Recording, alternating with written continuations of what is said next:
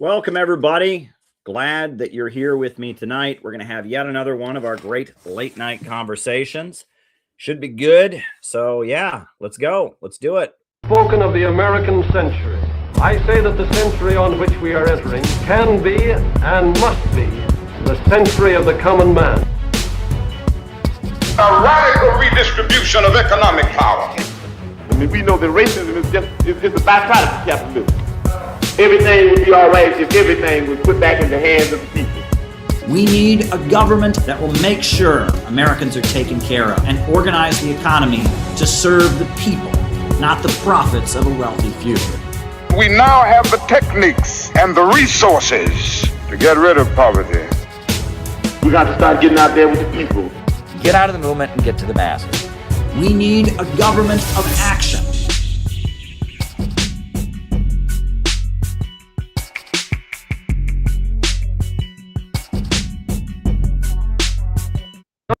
Hey, everybody. So glad to be here with all of you tonight. We're having yet another great late night chat. A lot of great things are happening. I did 2 episodes that I've done with Academic Agent came out this week.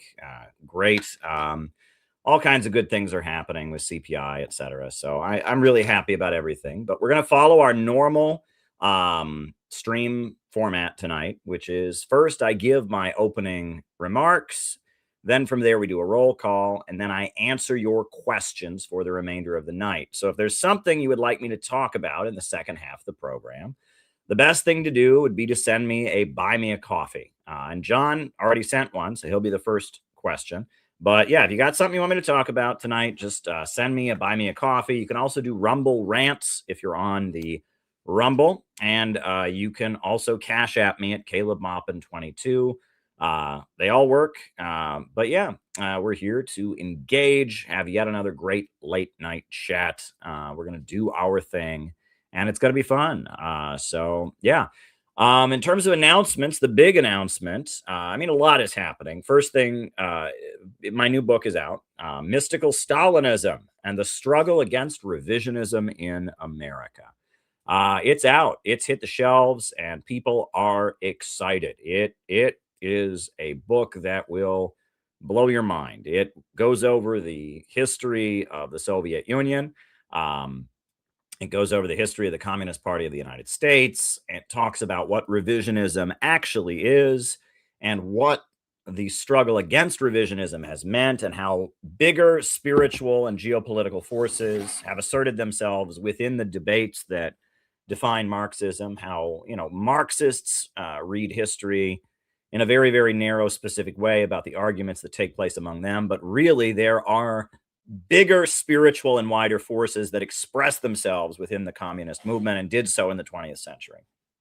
And in this book, I talk about how this played out within communism in America in a lot of history. This book has a lot of historical photos in it.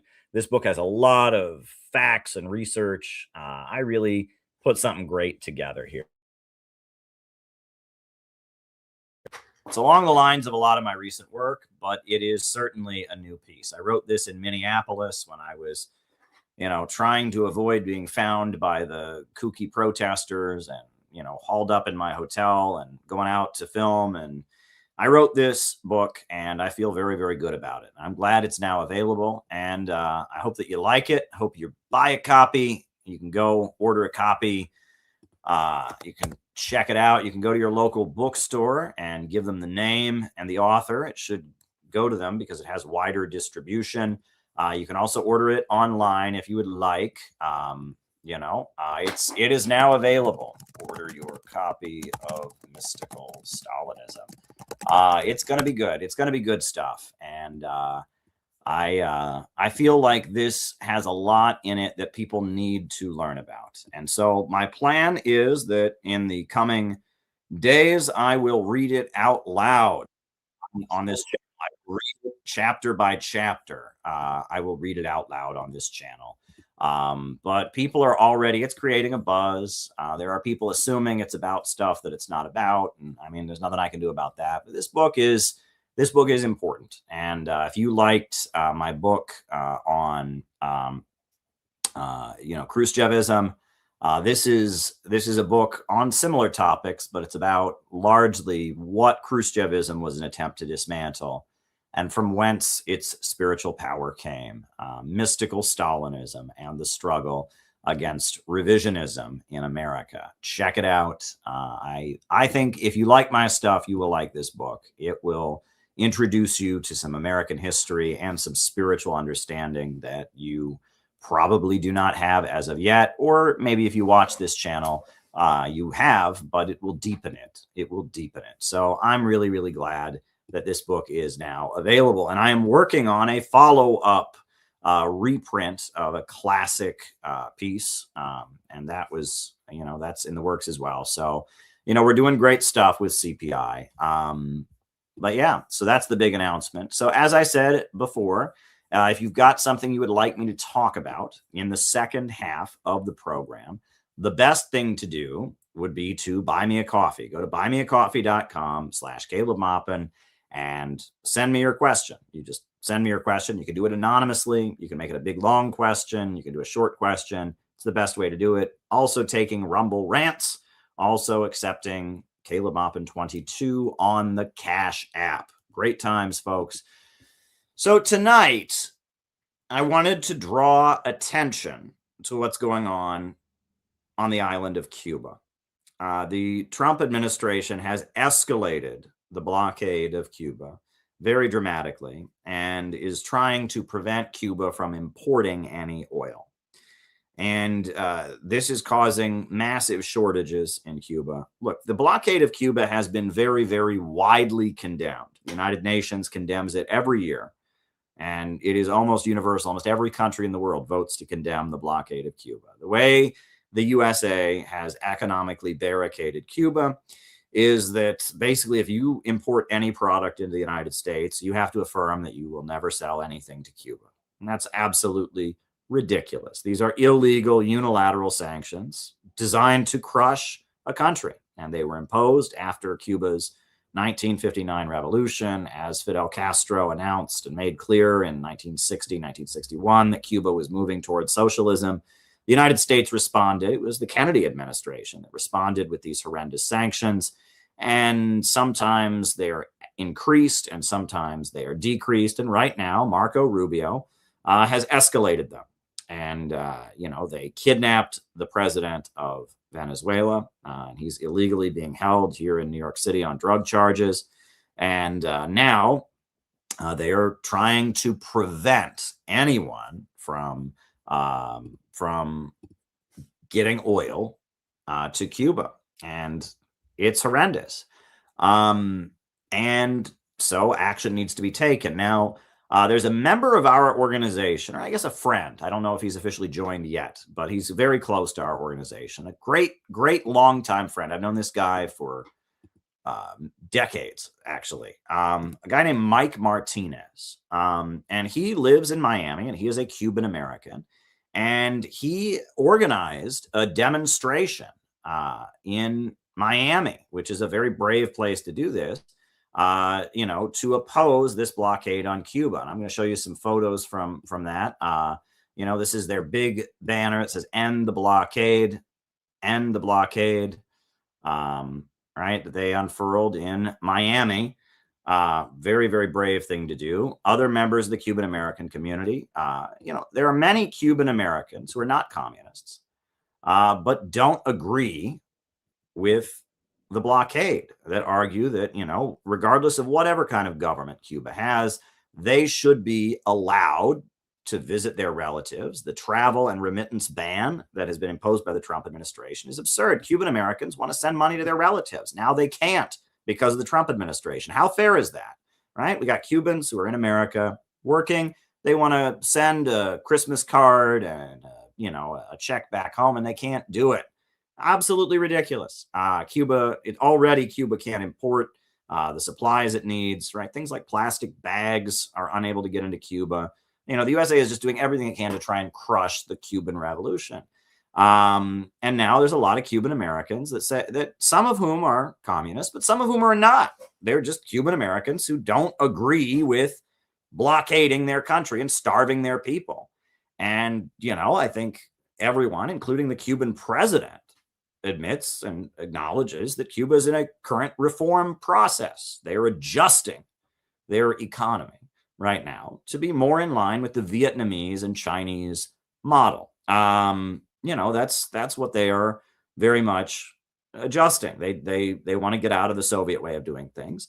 But at the same time, one thing they don't need is the United States telling them what products they can import and not import. And not importing oil, that leads to the electricity going off. I mean, this is evil. These policies the U.S. government is imposing, just trying to starve the Cuban people, is absolutely horrendous. Now, this was a great rally that Mike Martinez was involved in organizing. Mike is a great friend. We love him. He actually gave very moving remarks at our CPI gathering in January. I'm going to show you some of those remarks. But yes, the U.S. government sent billions of dollars to Javier Milei's failed regime in Argentina, right? Libertarianism, right? These Austrian school economists tell us that, oh, if you just privatize everything, it'll make capitalist free market stuff happen. Argentina under Javier Milei has been a train wreck.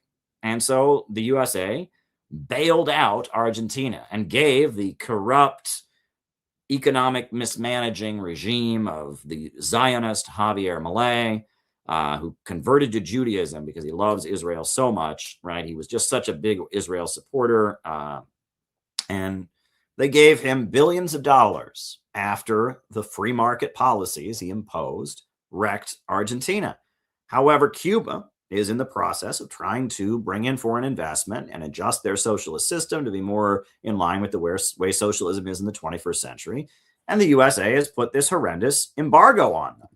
It's absolutely wrong, and it's absolutely horrendous. And I thought it might be good to show Mike's remarks that he made at our recent gathering.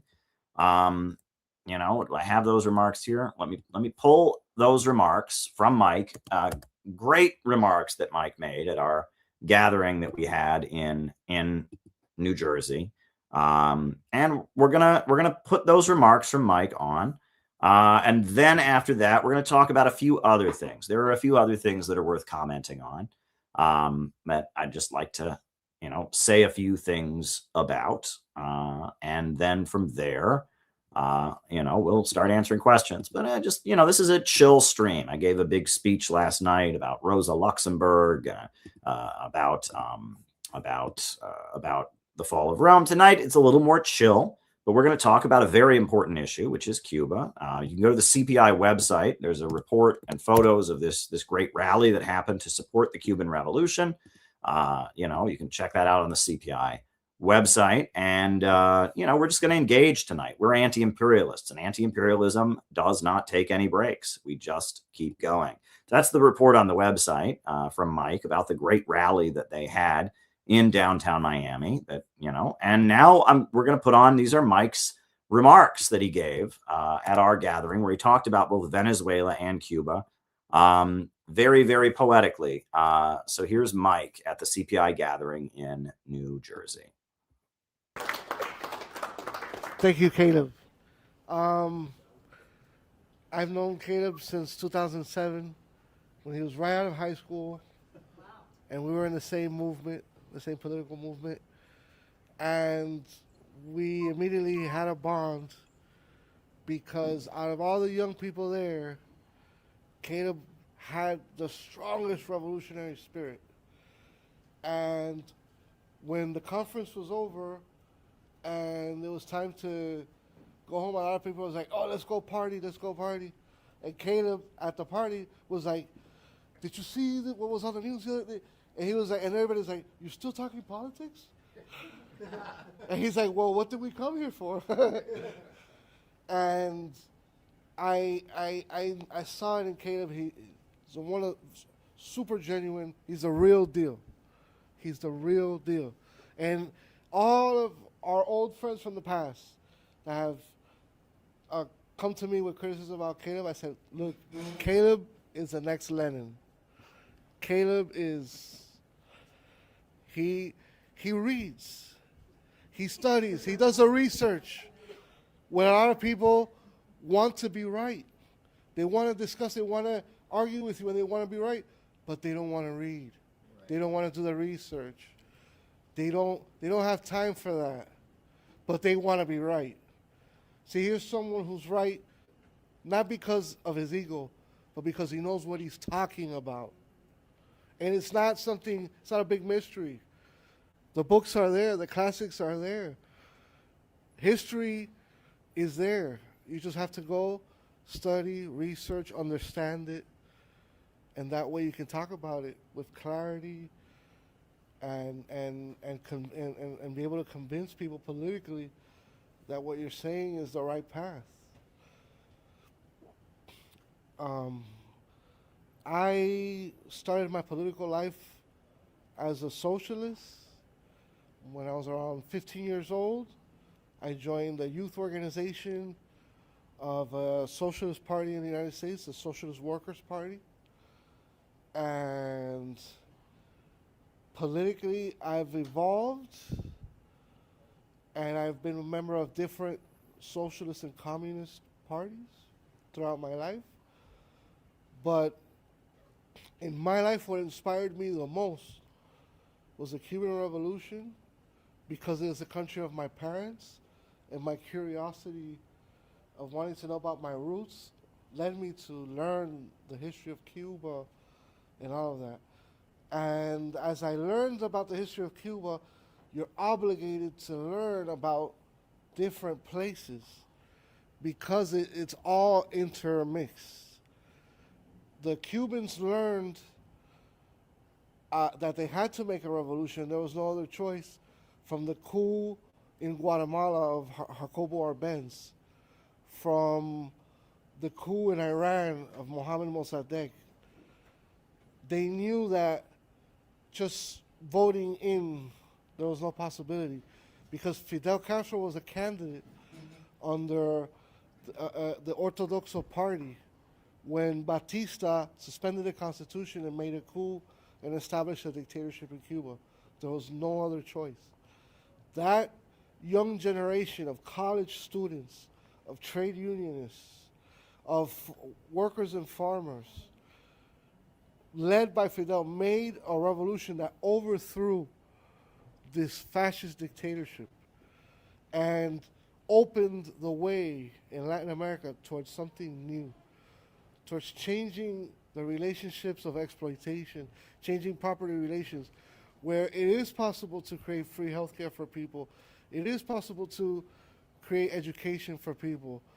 And it was done by the hand of the people. Cuba's a very poor country.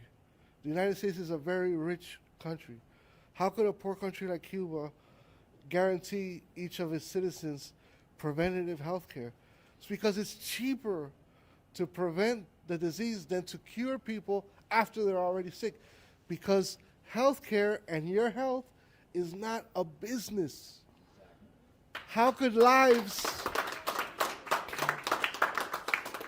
human lives be a business? How can they deal with human lives? This is why so many people identified with Luigi. And so many people are sick and tired of this healthcare system. When their doctor says they need an operation, but their insurance agent, who doesn't know any medicine, says, no, he can't have it. Who is that? Who is that person? Where does he get the authority? This is capitalism. It's savage capitalism. And I was also inspired by the Bolivarian Revolution in Venezuela. And the Bolivarian Revolution in Venezuela showed that they tried to make a change through elections, through peaceful means. And they went out and they organized the people. And what all communists are afraid of is of the counter-revolution. It happened in Venezuela. The bourgeoisie, they said, no, those mild reforms that you're doing are too much for us. So we're gonna rise up against you, make a coup, and overthrow you. And they arrested Hugo Chavez in April 2003. and they took him away. And what happened? The masses of people came out and demanded that Hugo Chavez be brought back. And they stormed the Capitol. And if you see the images, those elite rich bourgeoisie, they went running to Miami. So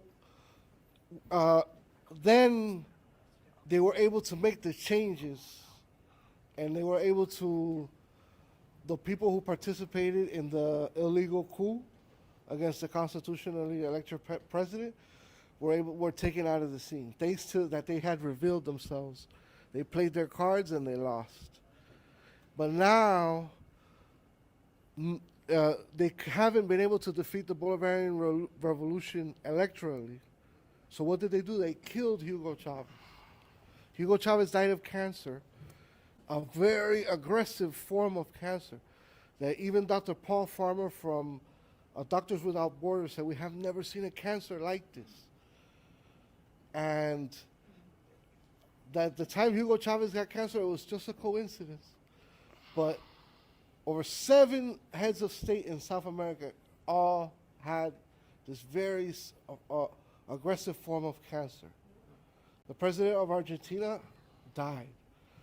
And then his wife, Cristina Kirchner, was elected president. The president of Paraguay was very sick with cancer, Fernando Lugo. Hugo Chavez died. It was a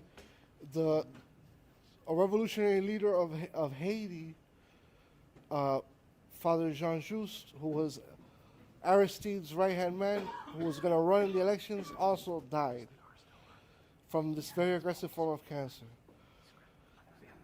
But the death of Hugo Chavez did not stop the Bolivarian Revolution.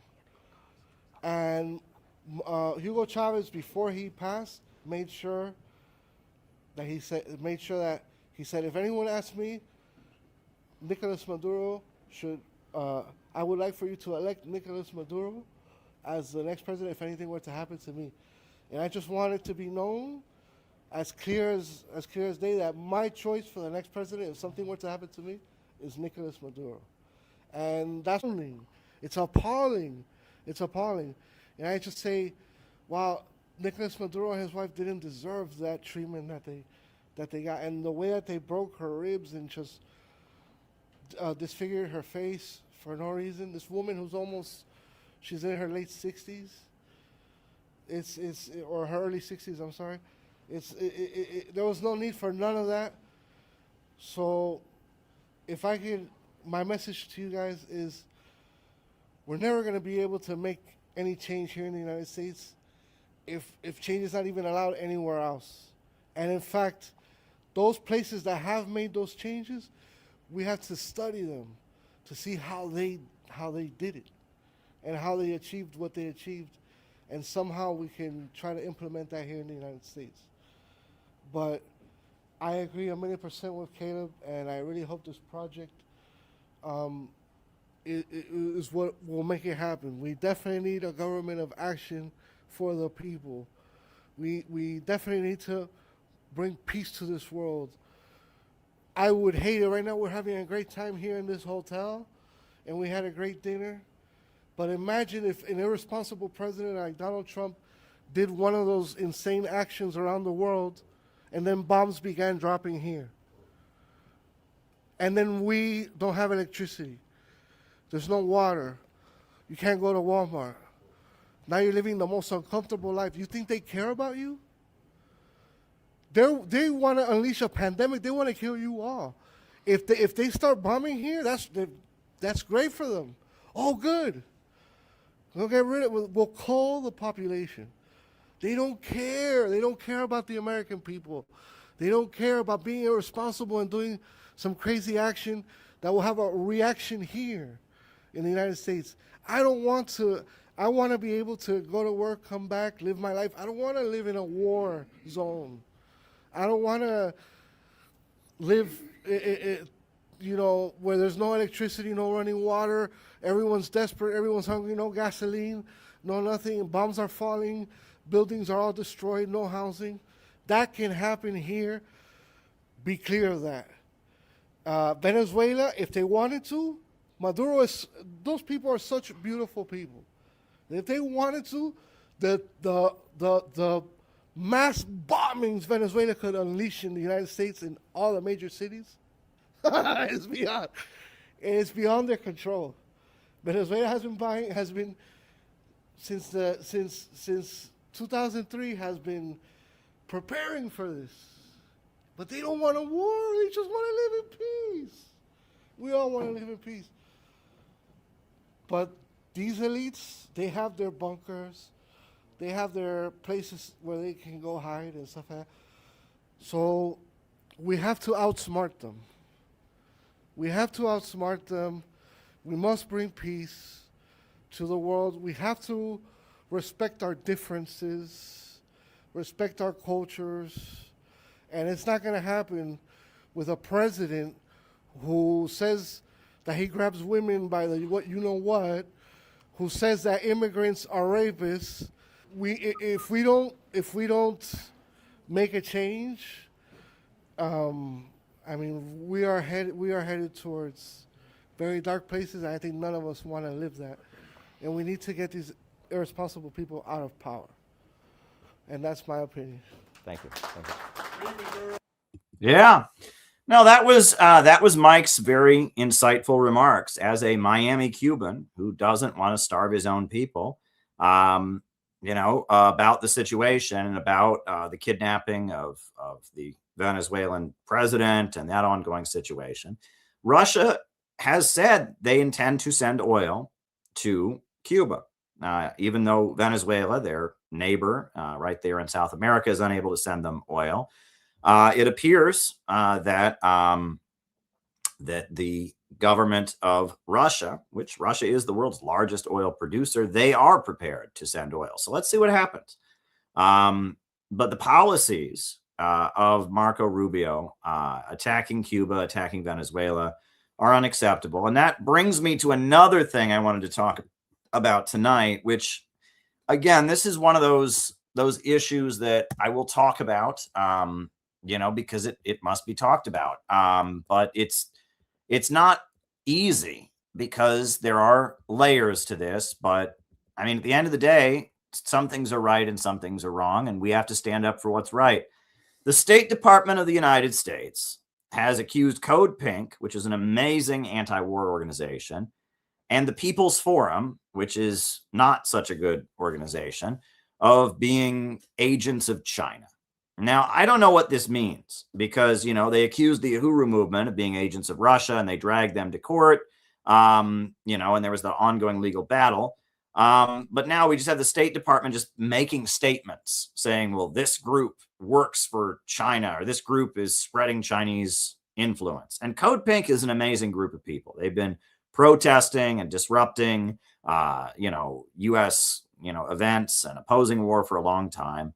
I've worked with Medea Benjamin before. I went to Iran with her once, and I went to Iran again with her partner, Tig Berry. The Code Pink people are people who they are professional anti-war activists, and they disrupt events and make statements, and they go to rallies and stuff, and they are linked to what's called the Washington Peace Center, which is a building that I believe is run by the American Friends Service Committee that kind of does anti-war stuff in Washington, D.C. I tend to have positive interactions with them. Now, our political view is a bit different. They tend to, at least Medea Benjamin, she tends to be a supporter of the quote unquote democratic activists in countries like Iran and stuff. She's not where I'm at on those terms, but she opposes sanctions because they starve and destroy people. She opposes military interventionism. So that's good. Now, the other group that they pointed to is called the People's Forum. And the People's Forum is a building in Manhattan that's run by the Party for Socialism and Liberation. And they're assholes. I just don't know any other way to put it. When they first opened up, right, it was not clear that it was a PSL front at that point. I think there were other groups involved with it when it first opened up. We didn't even have CPI. This is before CPI was ever formed. We went there. We tried to hand out palm cards for a Students and Youth for a New America event. And the security guard told us we couldn't do that. Gave us a phone number to call to get permission. They would never call us back. And anytime we've ever tried to do anything with the People's Forum, they're hostile, they're unfriendly. And at this point, it is a PSL controlled operation. And the People's Forum, they were part of organizing the People's Conference for Palestine in October that Noah and I attended, and handed out free copies of our book about the Houthis and they removed us. They had their thugs remove us, their PSL thugs remove us. They're assholes. But right is right and wrong is wrong. The thing is, this is McCarthyism, right? This is McCarthyism. What does this mean? Right? Code Pink and other far left group act as vehicles of Chinese influence. What about BBC? Is BBC spreading British influence in America? What about AIPAC? I think they're spreading Israeli influence in America. America does business all over the world. Countries from all over the world do business here. So the idea that different entities in America might have some relationship with different governments is just a fact of life. Either you put a giant wall around America and no foreign countries can do business with American companies, and no foreign leaders can put bank accounts here and all that, or else you're just going to have to deal with the fact that there are people in America who are big supporters of the Turkish government. There are people in America that are big supporters of the government of Saudi Arabia. There are people in America that are big supporters of Japan. There are people in America who hate Japan. And if it wasn't China or Russia or Iran or Cuba or one of the countries they don't like, this wouldn't be scandalous, right? But now there's this precedent, right? It was really started, by the Russiagate hysteria of targeting people and saying, well, you are acting on behalf of this foreign government, so therefore we don't like this foreign government. We have the right to prosecute you under the Foreign Agents Registration Act, which they did to the Uhuru movement. Now, they battled it in court very heroically, and it doesn't appear that they're planning to prosecute Code Pink or the People's Forum. But if they did, so what? Right? If they did, they shouldn't. Right? It's not a crime to get donations from people who, I guess my understanding is their donor is a billionaire who is an American citizen, a guy named Roy Singham. He's of Indian descent. He grew up in Detroit, and in the 1970s, when he was a teenager in Detroit, there was a big Maoist communist group called the Dodge Revolutionary Union Movement, League of Revolutionary Black Workers. It was part of the new communist movement. He got into tech and computers. He now, I guess he lives overseas in like Singapore or someplace like that, but he's a big supporter of the Chinese government. And he's also really into communism because that's what he did when he was a teenager. And so he sits down with Brian Becker, the con man and, scumbag of the century. And he sits down with Brian Becker and he writes Brian Becker big checks. His wife is a member of Code Pink. That's not a crime, right? And this is the thing.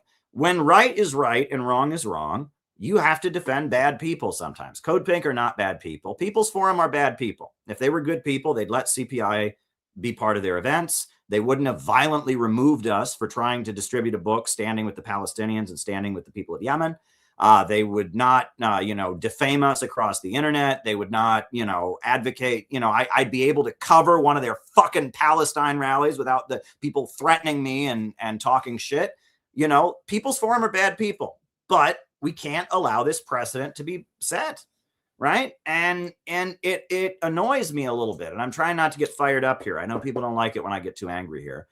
It annoys me because I have principles. Right is right. Wrong is wrong. OK, if they're able to set some kind of precedent that, they can just declare some group to be foreign agents and arrest them because they got donations from somebody or something, that hurts and takes away the rights of all of us. So we are going to have to, as a matter of principle, stand with the People's Forum, offer political support to the People's Forum against this McCarthyist attack. Now, so far, they've been sent a letter by a congressional committee, which they disregarded. And now there's this big announcement from the State Department. We'll see what happens. If they end up prosecuting them, we will have to go to their route, go to the court dates and protest outside the court. And we'll have to say, no, you can't do this. Right. And what makes this so difficult for me is because I know they would never do this for the Center for Political Innovation, right? PSL, when the Uhuru movement faced an indictment, PSL tried to get their permit removed from their Washington, D.C. rally. They had a rally every year since Obama's been elected. They've been having the Black is Back coalition, right? The Black is Back protests, where basically, the mainstream media was telling us that racism is over, that, racism is not real. It just doesn't exist anymore. And Chairman Omali Yeshitela, who's a real anti-imperialist, he said, I beg to differ. And they organized the Black is Back coalition, and they had protests against racism and linking the Black freedom struggle to anti-imperialism in Washington, D.C. every year. And, they've been doing it. They still do it every year. But right after the Uhuru movement was indicted by the federal prosecutors, all of a sudden, their rally wasn't simply, Black is Back. It was, they wanted to raise their case, and they organized their rally that year was really, really important. And it just so happened that, October 7th happened as well. And so PSL, I understand that they put pressure on the Uhuru movement to try and give up their permit for their rally that they had reserved. I think there may have been legal actions taken. This is absolutely criminal. A group of Black activists are being indicted by the federal government. And, People's Forum and PSL and Brian Becker, not only were they not, doing everything they could to stand with them, but then they try to get one of their rallies canceled. It's absolutely disgusting. And I remember when that happened, we actually stormed into one of the interviews that Brian Becker was doing online. We swarmed it. Brian Becker was doing an interview with a small YouTube channel. We got on there and we just called him out like you wouldn't believe for the way he was basically cooperating with the government to try and put the Uhuru movement in jail. But that's how Brian is. Brian's a grifter. He's just a businessman. He doesn't care. He's just trying to make money, right? It's a scam. And, I wonder how much of that, Roy Singham money goes into, him getting a nice yacht or a nice fancy. I know he's got a fancy mansion in Washington, D.C. And, it's really despicable. And Brian Becker hates working people, right? And he's not Jewish. Do not think this is anti-Semitism. He's not Jewish. He's a German American. He comes from a Christian family, but he's rich. He's from upstate New York, right? And he hates white workers. He thinks white workers are all white trash.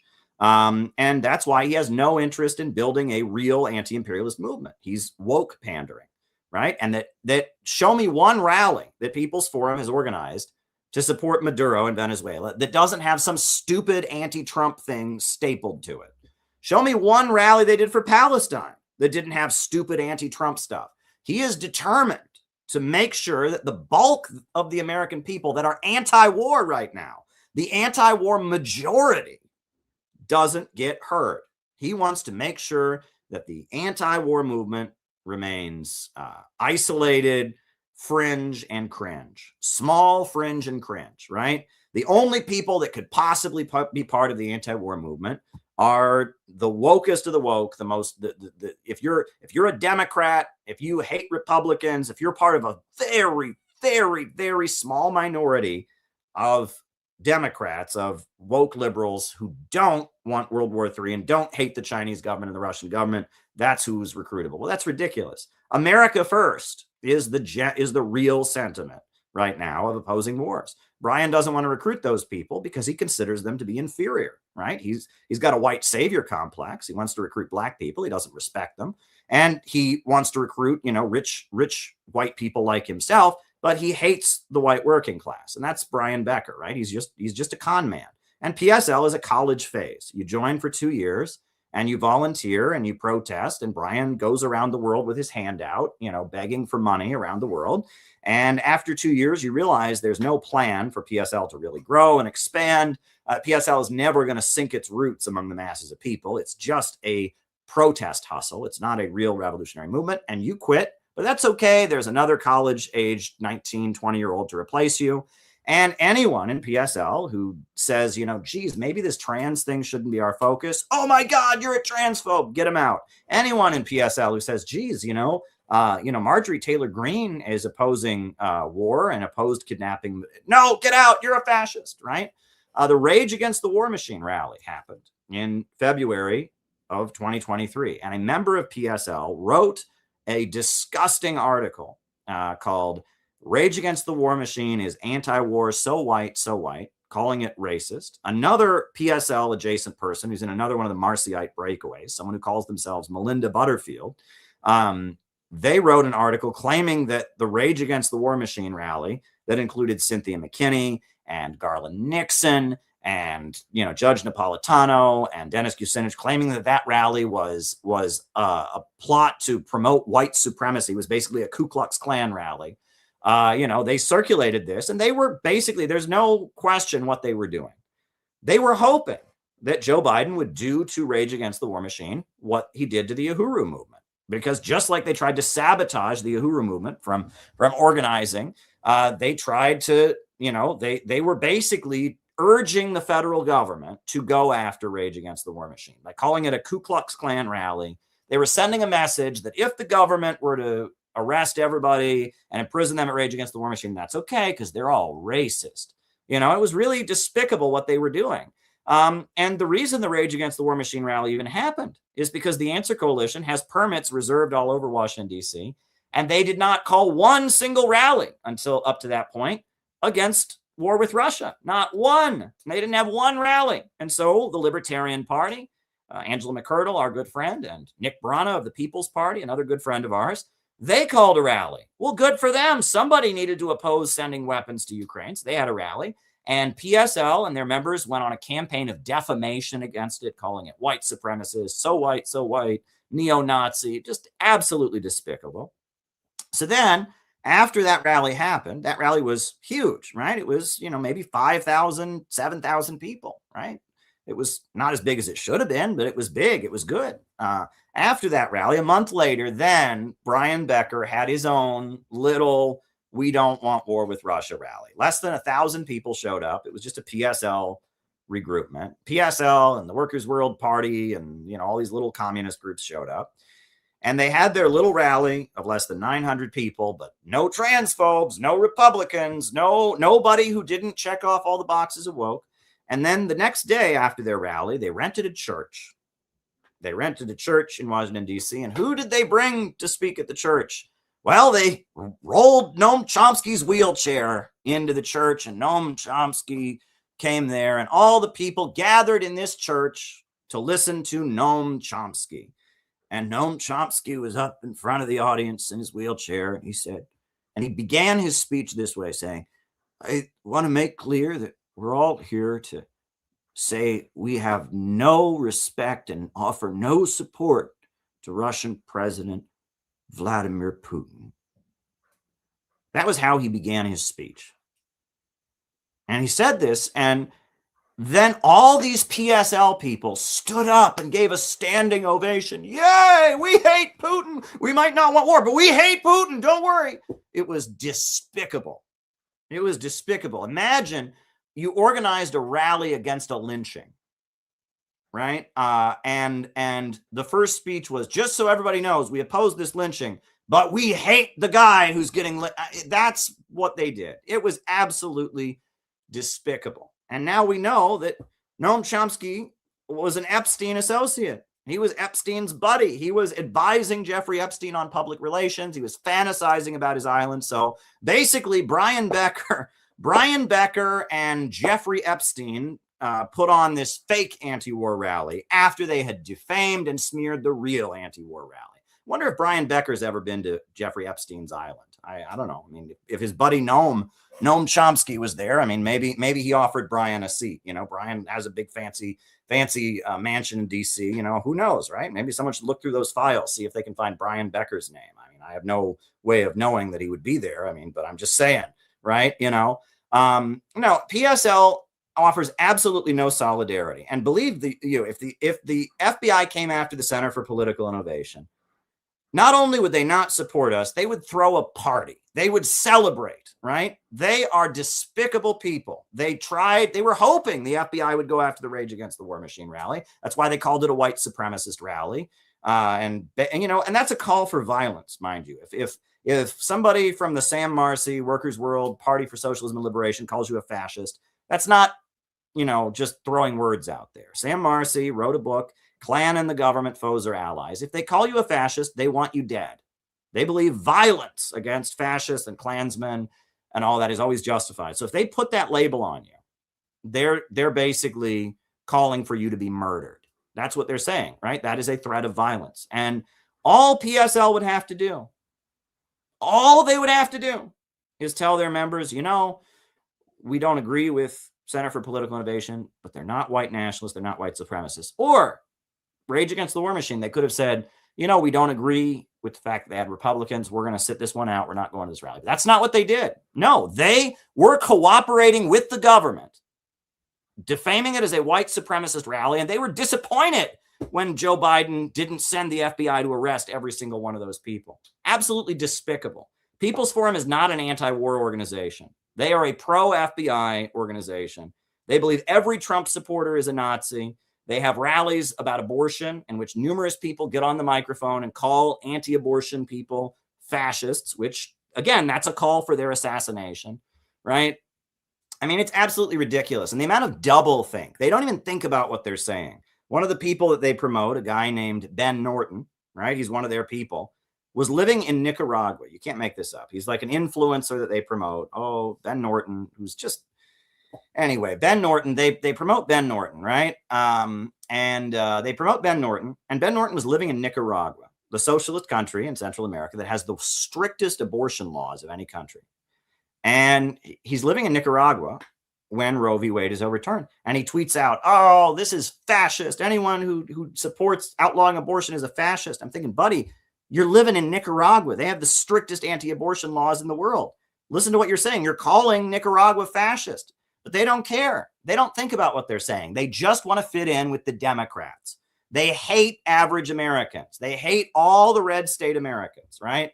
The idea that anyone who ever voted for Trump, might oppose war. Someone like Marjorie Taylor Greene. Oh, no, they're all Nazis. They're all racist. And it just doesn't occur to them that anyone who's not a Democrat, not part of their little woke club, could ever possibly be part of the anti-war movement. And they're the reason we don't have a real anti-war movement. If it wasn't for them, right, there would be a massive anti-war movement. But they don't. They are determined to prevent it from happening. I was out in front of the federal courthouse after Maduro was taken captive, and I saw their rally, and it was like 20 people. Imagine if Tucker Carlson had come. Imagine if Candace Owens had come. Right? Imagine if Marjorie Taylor Greene had been there. There would have been thousands of people, but they would never have allowed that, right? If they had showed up, they would have advocated, they would have threatened violence against them. They would have tried to kill them, right? They have made sure that the anti-war movement in America stays small, cringe, and fringe, right? And they are determined, right? And if I was the American government, I would pay them. I mean, they say they're getting money from Roy Singham. I bet they're also getting money from the FBI or the Ford Foundation or somebody because they're playing a great service. If it wasn't for Brian Becker, we would have a massive anti-war movement in this country. But Brian is determined to be the boss and to make sure that, that people like you and me are not welcome there. It's absolutely awful. And they don't even think about what they're saying. They don't even think about what they're saying. They've been stage managing the Palestine rallies, getting the permits, setting up the stages. Thousands of Muslims come to those rallies. Do you think that those Muslims are pro-abortion? Do you think that those Muslims are pro-gay marriage? Of course not. So according to PSL, they should all be killed, just like Caleb should be killed, right? Oh, but that only applies to me because it's convenient. Look, when it really just gets down to it, they are like the labor union bureaucracy.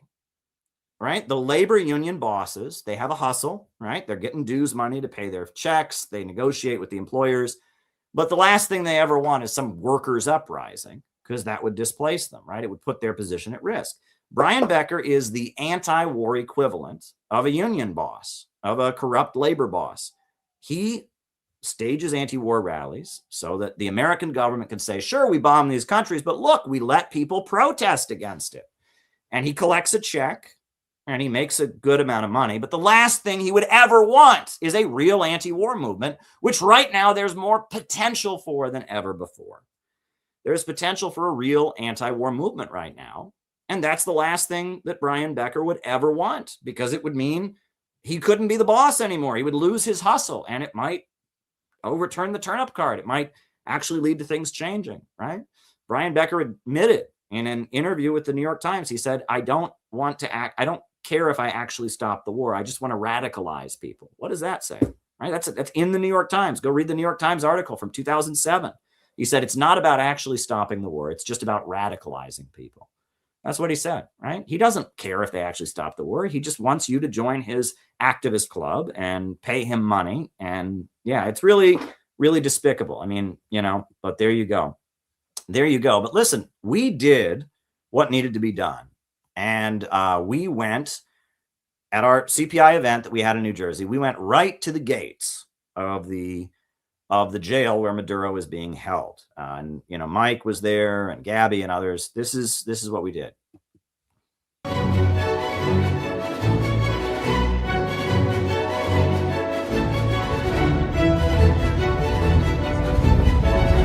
right, guys, get out.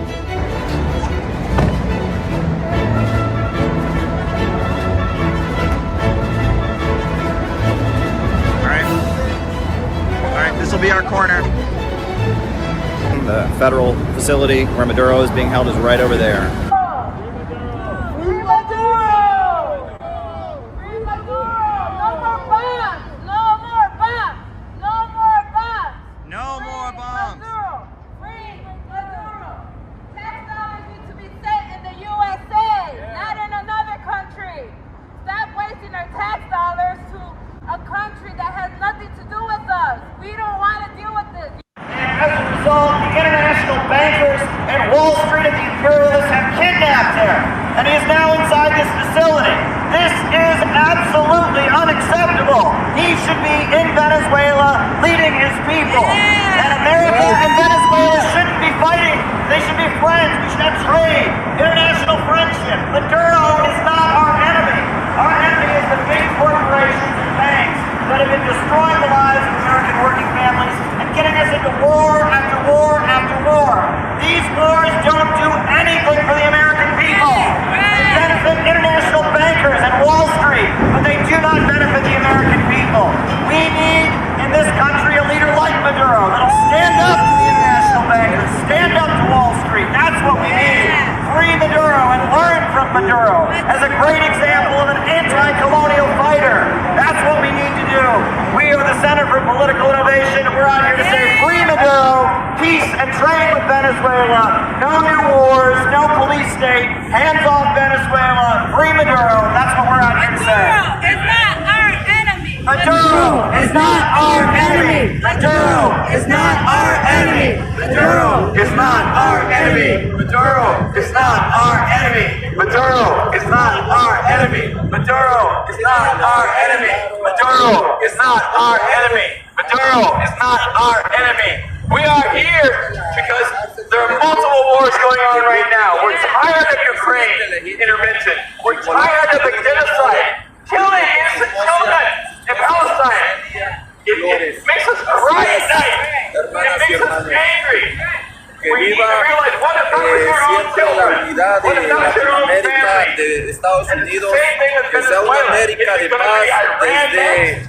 Canadá hasta la All this Patagonia, money Chile. in life. Inside the Metropolitan Detention Center, where the hope of Latin America is being locked up right now. And let's make no bones about why Nicolas Maduro has been locked up. They tell us in American media, oh, Nicolas Maduro is a drug dealer. We know who the real drug dealers are in America. That's right. We know with the pharmaceutical companies who pushed opioids on American citizens. There's a homeless crisis in our country.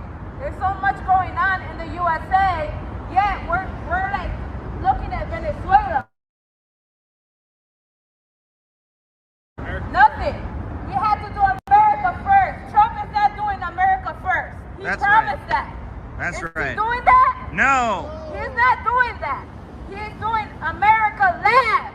That's right. He's not doing America first. Like he promised, right? The reality is that Venezuela has helped its own people. The Venezuelan government has lifted millions of people out of poverty, and it's also helped the American people. When Americans in New York were cold, Venezuela provided heating oil for free to us Americans. Well, how How do our authorities repay him? It was Marco Rubio and his family who were pushing drugs in the United States. It was the cartels that the U.S. government and the CIA pays to sell drugs in America. Those are the real drug dealers. It's not Nicolas Maduro. The reason why they're going after Nicolas Maduro is because he brought jobs to Venezuela. He brought development to Venezuela. He brought education to Venezuela. Frente a la prisión imperial donde está detenida y encarcelado el presidente de Venezuela, Nicolás Maduro. Nosotros aquí vamos a pronunciar una oración por la libertad del presidente Nicolás Maduro. Padre Celestial, por favor, cuida la integridad física del presidente Nicolás Maduro y de su esposa, la doctora Silvia Flores. El pueblo de Estados Unidos apoya tu libertad. Nosotros estamos en solidaridad con el pueblo bolivariano de Venezuela. Nosotros nos oponemos a los dictados imperiales. If I can't have it, no one can. No, everybody can have natural resources and oil. Everybody can have a prosperous future. That's what we are trying to stand for here in the Center for Political Innovation. And that's what they don't want you to hear. They don't want you to win. They want you to be stuck, pessimistic, and hopeless. Yeah, dare to struggle, dare to win. Dare to struggle, dare to win. Dare to struggle, dare to win. To the CIA that have been smuggling drugs into this country for years, Nicolas Maduro is the leader of Venezuela, and he has led his people to try and be independent and stand up for justice. It's absolutely crazy, absolutely crazy. We are out here to say free Maduro, and lock up the bankers, lock up Wall Street, and free Maduro, free Maduro, free Maduro, free Maduro, free Maduro, free Maduro, free Maduro, free Maduro, free Maduro, free Maduro, free Maduro, free Maduro, free Maduro, free Maduro, free Maduro.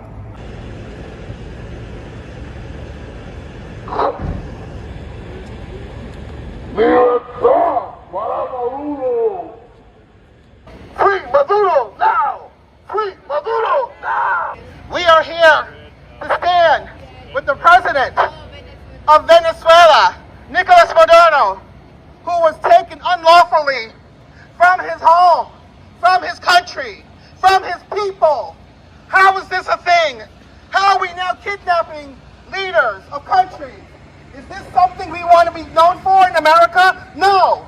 He knows we're in Ukraine and we're genociding children and women and people in Palestine, and we're not doing anything to stop it. Well, if it just starts with a few of us, then it starts with a few of us. And Nicholas, if you and your wife can hear us, we love you, and we are here from all around the United States because we support you, brother. You need to be out here now. This is inexcusable for the United States government. I am not happy with my government. I love the American people. I love what this country is about. But our government is a huge, huge disappointment. To many of us that have had to live our entire lives either poor or lower middle class, well, a handful of people have everything they want every single second of every day. It's not necessary. There's abundance for everyone, but we have to let it happen. God bless you, Maduro. We love you. Free Maduro now! Free Maduro now! Free Maduro now!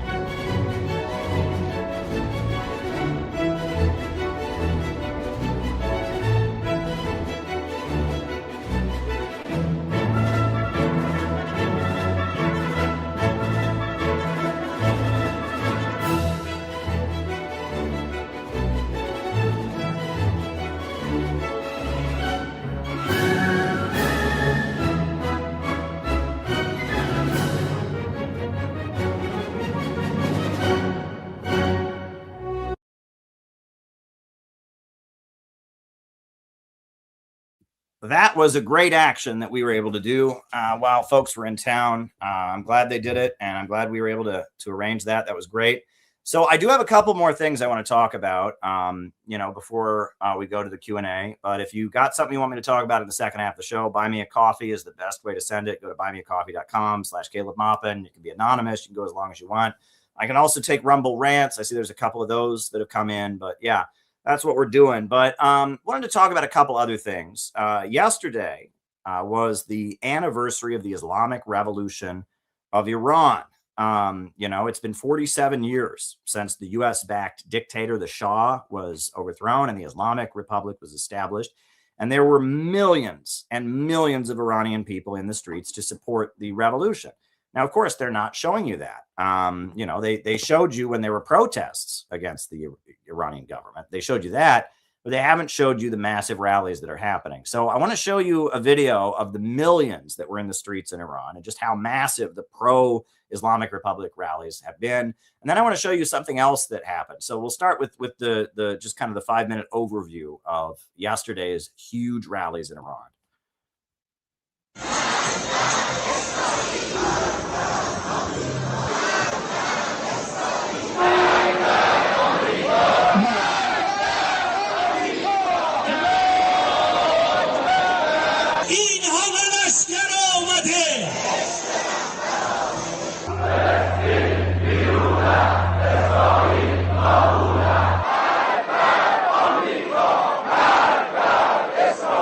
دشمن بداند اگر 7 آسمان و اوج فلک را که رد کنی قدت نمیرسد که سید علی را رصد کنی.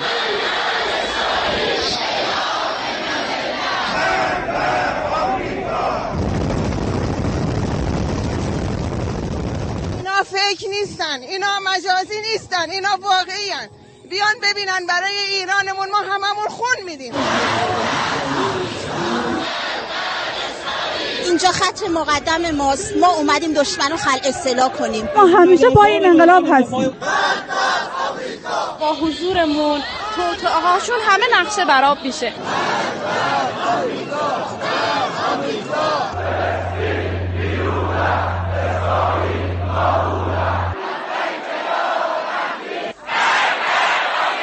این ناوی که داری میاری، این ناو کفن نیروهاتو برمیگردونه. الله اکبر.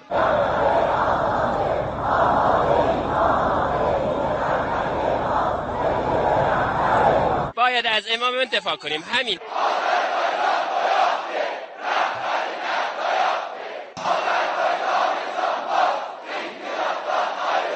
اونی که ایرانیه، اونی که این پرچم دوست داره، برف و بارون نداره.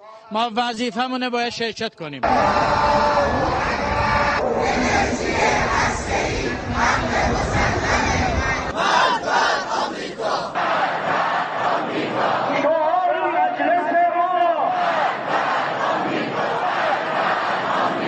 من یه دختر کردم، با افتخار به تمام دشمنان میگم که ما همیشه پای کار ایران میمونیم، پای استقلال وطن میمونیم. مدافعان رهبری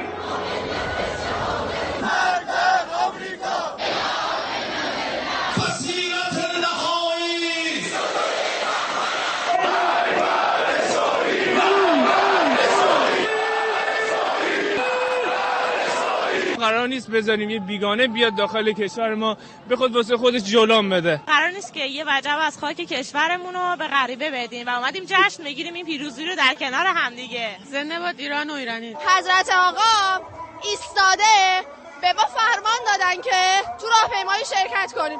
ما هم گفتیم آقا جان سمعاً و طاعتاً، جانم فدای شما.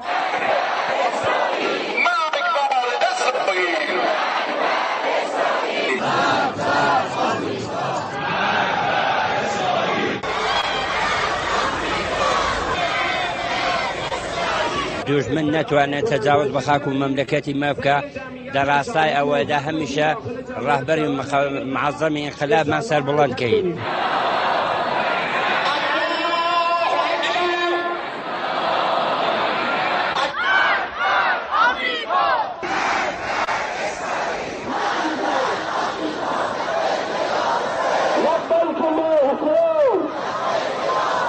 همین مردم هستن که این انقلاب را حفظ میکنن. من معتقدم که حضور مردم یعنی دوباره پیمان بستن با آرمان کسانی که به خاطر این انقلاب خونشون را فدا کرد. بهشون نشون بدیم که فراخوان یعنی این. حضور ما اینجا قدرت ما نشون میده.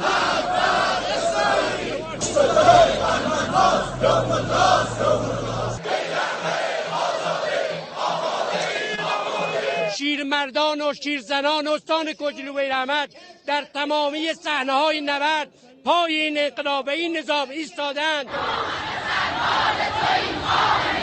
ما اشایر مرسون همیشه پشتیبان این انقلاب این نظامیم.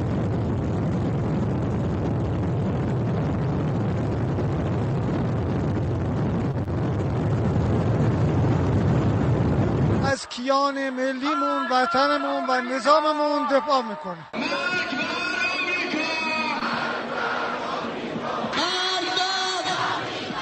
ما یه وجب از خاک ایران رو به هیچ اجنبی نمیدیم.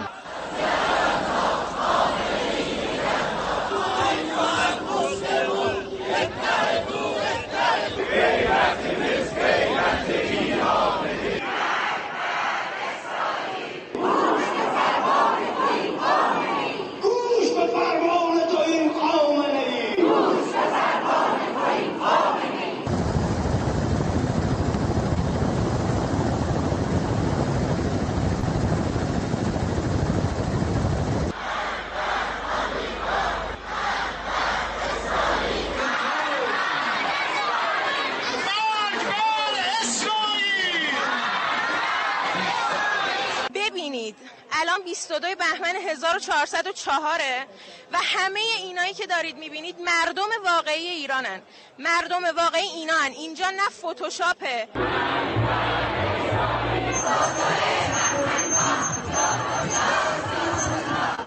Yeah, they didn't show you that on mainstream television, right? They only showed you the protests, a lot of which weren't real when, you know, people were opposing the government. All the millions of people that went out into the streets, you never heard about it. But the Islamic Revolution of Iran has had real concrete benefits for the people of Iran. They really benefited from it. But they had two anti-Israel demonstrations in Iran that were symbolic, that used some very, very interesting imagery. And I want to show this to you. I find this to be fascinating. This relates to stuff we've talked about on this channel. So this was the first one. And they did another one again today, but this was the first one that was on the anniversary of the revolution. This was like well, you'll see.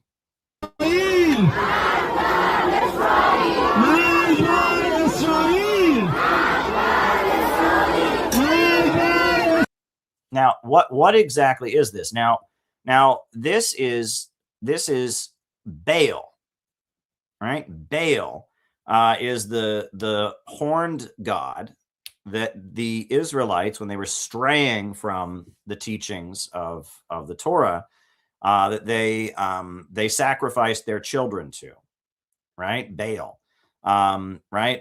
You know, it's very, very interesting. But if you read, you know, I've talked about the book of Jeremiah, right? Before the Jews were taken captive by Babylon, they were in the kingdom of Judah, but the rich among them were not worshiping God.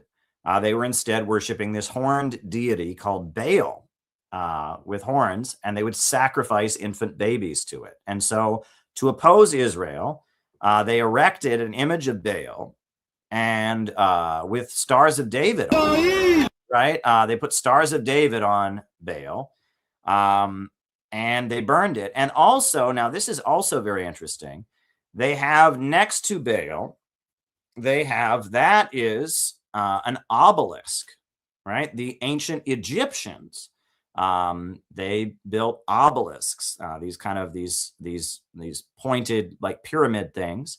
And there's one of those in Washington, D.C. The Washington Monument is an obelisk, right? And the obelisk is also considered to be some kind of satanic symbol. And so they burned the image of Baal, which is, you know, the child sacrificing deity that, you know, that Jeremiah ranted against. And they also burned an image of an obelisk, an Egyptian obelisk, which is a symbol associated with the Freemasons, actually. And it's also, you know, in Washington, D.C., there's one for George Washington. And in France, after the French Revolution, they erected obelisks. And, you know, the ancient Egyptians persecuted the Jews, etc. And the Egyptians built the obelisk. And yes, it's got the Eye of Ra, right, which is the, you know, the symbol of the the Pharaoh and his religion. So they're burning the image of two anti-Jewish practices, right? You know, one is the satanic cult of Baal, the other is the Egyptian religion and the Egyptian cult of Ra. Very, very interesting. So they did this again today. They had a second rally where they burned Baal. So this is their second Baal burning rally.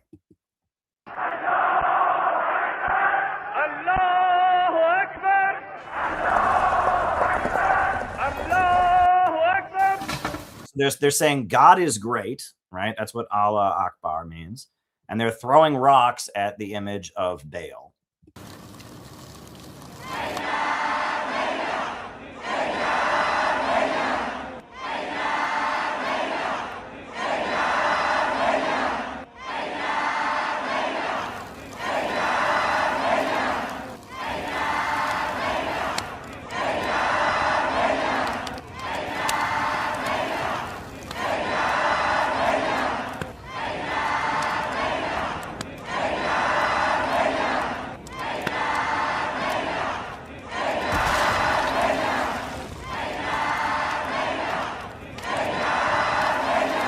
خدای متعال نصرت رو برای ملت ایران زیر چتر قرآن و اسلام تضمین کرده که ملت ایران حتما پیروز خواهد شد.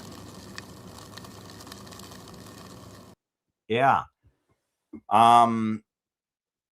And this is very important because Baal is mentioned in the Epstein files. Right. And Epstein, apparently, some of the emails indicate he was engaging in child sacrifices. And there's one email that specifically has the word Baal in it. But I think there's the Baal stuff is really interesting. Right. I was growing up, I went to Sunday school and Bible class. We didn't talk about this stuff. Right. The devil. If you ever see an image of the devil, he has horns. Right? Why does the devil have horns? Well, that is long pre-Christian, right? That's pre-Jewish even. That goes back to Mesopotamia. The first poem ever written that was recorded was the Epic of Gilgamesh. And it was the legend of the founder of Mesopotamia, Gilgamesh. And Gilgamesh, who is the hero who's said to be the founder of ancient Mesopotamia, his defining moment was he battled the bull of heaven, which was supposed to be this giant bull. And Gilgamesh was a man, and a man is not as mighty as a bull, but Gilgamesh was intelligent.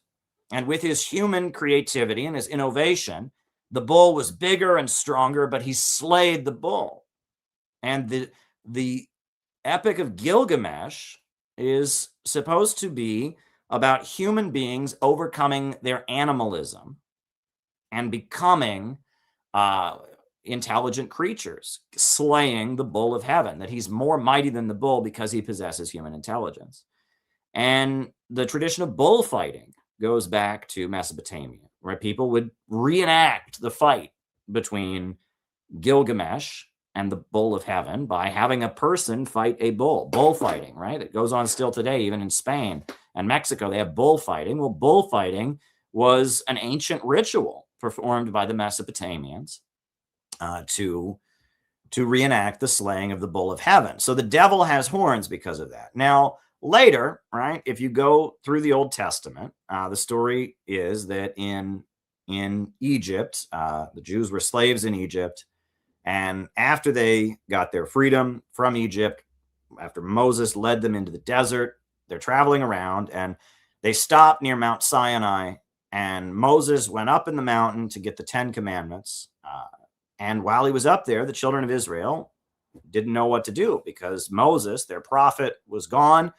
And so somebody among the Israelites had the idea of making a golden calf. And so they took all the earrings and all the jewelry of the people, and they got it all together, and they made a golden calf. And the children of Israel started praying to a golden calf, the story goes. And Moses then came down from the mountain and was furious and destroyed the golden calf and then slaughtered a large number of the people, the people who had been leading the worship of the golden calf. And so that's the first time in the Bible you see people worshiping a horned deity. And it's the golden calf. And Moses comes down from the mountain and condemns this. And he says, I believe the quote is, "Those who do not live by the law shall die by the law," is what Moses proclaims. He smashes and destroys the golden calf. And then they executed a whole bunch of people among the children of Israel who were worshiping the golden calf. And then you fast forward to the kingdom of Judah, right? And that's the prophet Jeremiah, right? And the prophet Jeremiah is preaching about how the rich people in Judah are sacrificing their children to a horned deity called Baal. And they were erecting temples up on the hills, temples that are lit with fire. And they have like a mouth, right? It's like the shape of this horned deity with a giant mouth, and there's a fire inside. And they take their baby and they put the baby into the mouth of Baal and down into the fire. The baby burns, and then Baal gives you good luck, right? And you get more money, and your business is supposed to expand. It's like the ultimate good luck sacrifice is you take your infant child and you burn it inside of this horned deity. And then on top of that, up near the presence of the horned deity, they then engage in sexual orgies, and they have sex, right, in its presence, right? The idea is if around this horned flaming deity you have sex, that'll also give you good luck. So not only do you take your infant baby and put it in the thing and burn it alive, then you have sex in the presence of the flamed deity. And then you get even more good luck, right? It was an evil thing that the rich people were doing. At the same time, they were tricking and using loopholes in the Israeli law to make poor people be slave laborers. At the same time, they were making the widows and orphans, leaving them along the side of the road, desperate, without providing for them. And that's what inspired the prophet Jeremiah to start preaching against the rich. And Jeremiah built a mass movement of poor people that gathered outside the temple. And Jeremiah shouted, "You have turned my father's house into a den of thieves." And they put on sackcloth and they protested a mass religious movement saying that Israel must repent, and that and the corrupt priesthood, the temple priesthood, persecuted Jeremiah. First, there was the king Josiah that was supporting Jeremiah. But then the corrupt temple, after Josiah died, then a new king came in, and the new king allowed the corrupt temple priesthood to flog Jeremiah and put him into a pillory and torture Jeremiah. And Jeremiah was urging an end to the child sacrifices and all this. This is all very interesting. It's very interesting, and I actually used that as a theme for one of the speeches I gave a year ago. At the beginning of the year 2025, we had an event in Washington, D.C., and I talked about the prophet Jeremiah, and I made the comparison to Jeremiah because I view Jeremiah as building a populist movement of the people against the rich, right? And there was a division within the ruling class, and he was building a mass populist movement against the rich. And he was right, and the corrupt priesthood that was facilitating the evil crimes of the rich was wrong. But it even goes further than that, right? The first martyr in Christianity, other than Jesus Christ, is, I believe, was it Bartholomew, right? Is that the first martyr, right? Who was the first martyr, right? And again, these are things that were not discussed, right? The first martyr in Christianity, Saint Stephen, right? Not Bartholomew, Saint Stephen, right? And Saint Stephen, right, is a follower of Jesus, and he's preaching, and he's surrounded by the local Jews who don't agree with Jesus's message. And so they start stoning him to death. That was the method of execution back then, as a heretic for following Jesus.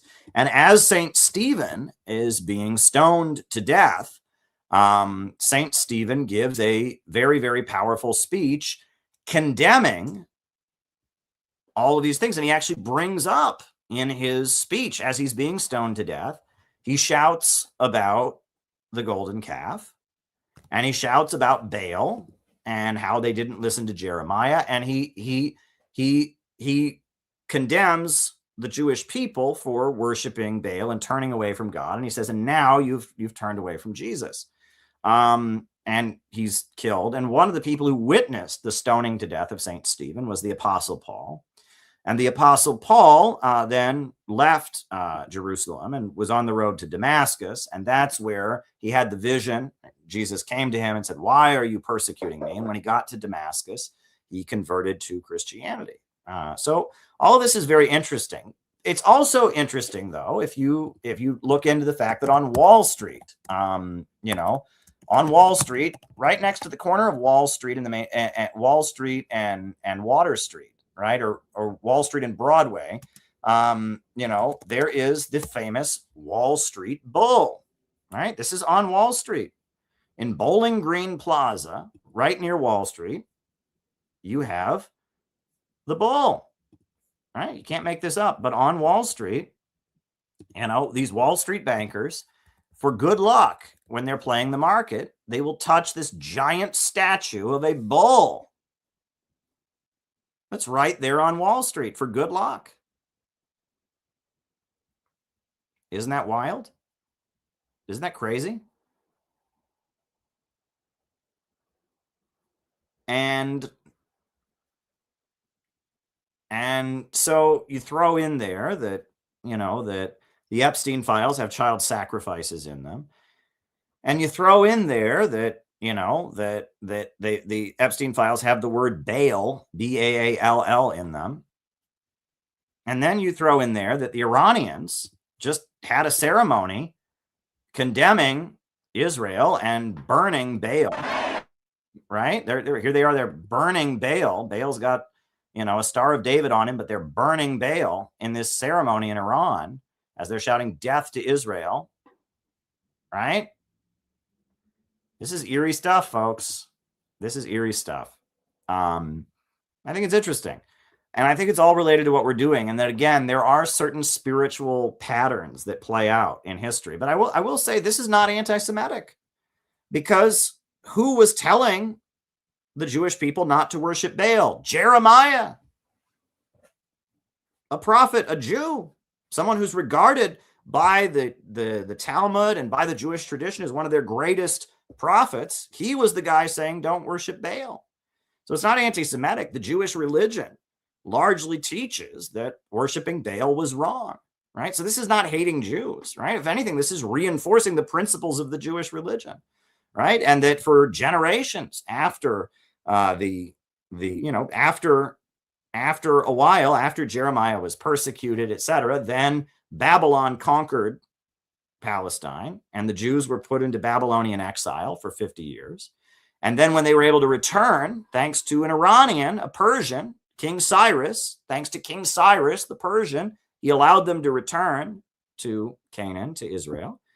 And when they got there, they said Jeremiah was right. And that if only we had listened to Jeremiah, we wouldn't have been put into exile. So this is not anti-Semitism, right? If anything, this is reinforcing the message of the Jewish scriptures. This is reinforcing the message of the book of Jeremiah. This is reinforcing the book of Lamentations, right? The book of Lamentations is a very sad book of the Bible written by the prophet Jeremiah about how the people, the children of Israel, are put into bondage and made to be slaves in Babylon because they worshipped Baal and because they turned away from God. So this is not anti-Semitism, right? This is, if anything, this is in line with what the rabbis are teaching, right? They're saying we strayed from God, we sacrificed our children, so we were put, but if only we'd listened to our prophet. So, this is all interesting. This is all interesting. And I saw that in Iran, and it made me think. Again, folks, I will say what I've said before. The left is lost. I've spent my entire adult life with communist groups. They're lost. Right now, the hope is with dissident MAGA. It is the Tucker Carlson fans. It is the Marjorie Taylor Greene supporters, the Thomas Massey supporters. It is the people that are fans of Candace Owens. That's where the hope is right now. There are millions of Americans who voted for Trump because they believed he would end the wars around the world and make America great again by rebuilding this country. He's not doing that. Now, that's because Trump isn't really in charge, and I'm not sure he even really wants to do it. I think Trump is somewhat cynical. But there's a layer of people that wanted Trump to do it and feel betrayed because he didn't and are open-minded right now. That's who we need to speak to. That is who we must reach out to. Because if people are on the left, they just get caught up in this culture war. And if people are Trump supporters, I mean, they're cheering for starving Cuba. They're cheering for kidnapping Maduro. They're cheering for bombing Iran. We can't support that. But dissident MAGA, that's where the hope is. And we have to organize wherever we can organize. And so, that's really what I wanted to explain and get out there to you all tonight. I do apologize for getting fired up about Brian Becker. I just, it just annoys me because I take this seriously. I really, really do. I really take this seriously. And I must say, let me just throw this out there before we get to the roll call. And if you have a question, please buy me a coffee. I would really appreciate it. I could use some extra income here. I've got different things coming up. We got the convention and all that. So please buy me a coffee if you can. I just want to say this, I last night I talked a lot about Rosa Luxembourg, and today I was thinking about Rosa Luxembourg. And Rosa Luxembourg, what defined her was that she was sincere. She was sincere. She really believed in Marxism. She had a childhood illness that caused her to walk with a limp her whole life, right? She was disabled, because she had hip displacement as a child, a hip displacement illness. So she walked with a limp her whole life. And she studied Marxist economics, right? She taught herself to read and write when she was a child, and then she studied Marxist economics. She was the first woman of Polish descent, the first Polish woman ever to get a PhD in economics. And the trendy thing among the activists in Poland during these years was to protest for Poland to break away from Russia. And she did the math and she looked at this and she said, no, I don't think it'll help us to break away from Russia. Why don't we just talk about socialism? And in fact, why don't we have a revolution in Russia also, and we can build socialism together? That a national liberation movement for Poland was not what was needed at that time. What was needed was a socialist movement to bring people together. And that's what her PhD thesis, The Industrial Development of Poland, is about. And then she developed her own theory of imperialism called the accumulation of capital. That's actually similar to what Chairman O'Malley of the Uhuru movement argues. Lenin said that capitalism entered its monopolistic and imperialist stage in the 1890s. She argues that it's always kind of been there. And that's what Chairman O'Malley in his writing argues, right? That the colonialism that laid the foundation, the primitive accumulation, never really ended, and that capitalism and colonialism are almost synonymous, right? And that's kind of what she argues in her book, The Accumulation of Capital. And she developed a concept of the mass strike, right? The idea that strikes that become municipal, whole cities going on strike, they take on a kind of non-bureaucratic revolutionary character, where among the population a spirit of rebellion spreads. She wrote a book about the mass strike. She moved to Germany, which was the capital of the Marxist movement. And in Germany, she was a Marxist educator. She taught classes on economics, and she focused on opposing militarism at the time that her boss, Karl Kautsky, said that there was no danger of a new world war, said that with his theory of ultra-imperialism, he said that there would not be a new world war because the big imperialist monopolies, the big imperialist states would enter a cartel like big banks, and military spending was just to keep the economy going, but there wouldn't be a war. And she was raising the alarm about the danger of World War I breaking out. And then when it did break out, she was thrown in prison because she was known to be an anti-war activist. And so she spent almost all of World War I sitting in a prison cell.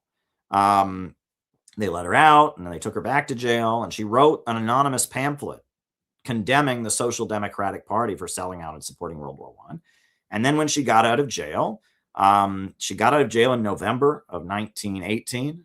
And in December of 1918, they founded the Communist Party of Germany. And in January, there was an uprising, the Spartacus uprising, where there were strikes in Germany opposing the new constitution, right? The German government had collapsed at the end of World War I, and they were writing a new constitution, and many of the German workers wanted a socialist constitution. But the Weimar Republic was created, and it was a capitalist constitution. And so a strike broke out in Berlin against the Weimar Constitution, against the Weimar Constituent Assembly. They wanted a socialist republic, and a strike broke out. And she joined the strike, and for 3 or 4 days, they controlled Berlin. And the military was sent in to crush the strike, and then she was disappeared, right? She was taken from her home in the middle of the night and tortured and killed and shot in the head and thrown in a river. And she was disappeared by the German authorities. It's pretty wild, but Rosa Luxembourg was a genius. And that, I guess, what got to me as I was doing my research is that people don't understand what Rosa Luxembourg was really about. She's been eulogized. I bet if you go to People's Forum, they love Rosa Luxembourg. I'm sure they love her. Why? Well, she's a woman, and she's not one of those dead white men. But they don't know what she was about. There's something called the Rosa Luxembourg Foundation, right? In Germany, the way it's set up is that every political party gets its own think tank, government-funded think tank, to write academic policy papers. The one in Germany is called the Rosa Luxembourg Foundation. The Rosa Luxembourg Foundation supports war against Russia, and it supports Ukraine, and it supports sending weapons to Ukraine. The Rosa Luxembourg Foundation has an office in Tel Aviv. Tel Aviv. Rosa Luxembourg condemned Zionism her whole life. She even said that she did not identify with Jewishness. She actually has a quote where she says she doesn't feel at home in the ghetto, and she kind of like Lenin, kind of like Marx, she rejected that spirit of the ghetto. She didn't want to think of herself as a Jew, right? She was proud of some of the accomplishments of her people, but she rejected Zionism and even rejected the Jewish identity, and said, I am a working class person. I'm not at home in the ghetto any more than I'm at home anywhere else. But yet the fucking Rosa Luxembourg Foundation has an office in Tel Aviv. Not only do they support war against Russia, right? She said never. Her whole principle was she did not want a socialism that would be part of German imperialism. But yet her foundation, the foundation that was set up by the German government in her name, supports war with Russia, and she rejected Zionism. And yet the foundation that has been set up in her name has an office in Israel, and is basically, not only is it a wing of German intelligence and the German deep state, it's a wing of the of Zionism. It's tied in with Israel. Folks, who pays for the Left Forum? You ever heard of the Left Forum that they have every year? This big socialist gathering that they have in New York City where Richard Wolff and all these people give speeches. You know who pays for it? The Rosa Luxembourg Foundation. That's who pays for it. Now think about that, right? The very thing that Rosa Luxembourg spent her life opposing, which is socialism being co-opted and turned into a wing of the imperialist system. That's what the Rosa Luxembourg Foundation does. But that's what revisionism is. And that's what my new book is all about. Revisionism. It's not revising Marx, right? This is what people think. They hear revisionism and they think, oh, okay, revisionism is when you're straying from the true way. Wrong, right? Lenin strayed from the true way. Marx had said there are no nations. Lenin supported revolutionary nationalism of colonized people. Marx wanted a free, open, democratic organization. Lenin called for a disciplined party of new type. Marx thought the Western countries would have socialism first. Lenin came up with his theory of imperialism. Lenin strayed from the pure Marxism. It's not the Bible, okay? When I was a kid, there was a bumper sticker that some of the evangelical Christians I knew had. It said, God said it, I believe it, that settles it. Well, that's not what Marxism is, and that's not what revisionism is. Revisionism is, anti-revisionism is not saying Marx said it, I believe it, that settles it. That's not what it is, right? It's not like Marx has the holy word, and the people that go against the holy word, they're revisionists. That's not what it is. Revisionism was first invented by Edward Bernstein, who said, we can find a way to make Marxism part of the Western system. That's what it was. Edward Bernstein said, the movement is everything, the goal is nothing. And in his writing, he argued that the boom-bust cycle and the problem of overproduction was going away because universal male suffrage had been created, and that the Western countries were naturally moving towards socialism. And when they colonized people, that was good because it would make them more Western and bring them closer to socialism as well. It was creating a socialist or a Marxist movement that was part of imperialism. That's what revisionism is. And Edward Bernstein did it, and Kautsky did it, right? And after the death of Stalin, Khrushchev did it. He wanted to make a socialist movement that was just part of the liberal wing of the Western imperialist system that would want to negotiate with the USSR, right? Revisionism has always been Atlanticist socialism, socialism of the sea. There is a globalist empire, right, of big banks and corporations dominating the world. And socialism as an idea is a vague concept. What does socialism even mean, right? I mean, it means different things to different people. Some people think it's worker cooperatives. Some people think it's when the government, gives welfare programs. What is even social? Socialism is just some kind of criticism of the free market system, right? And Marx developed his quote unquote scientific socialism with the dictatorship of the proletariat and all of this. But what is socialism? Socialism is a very vague thing.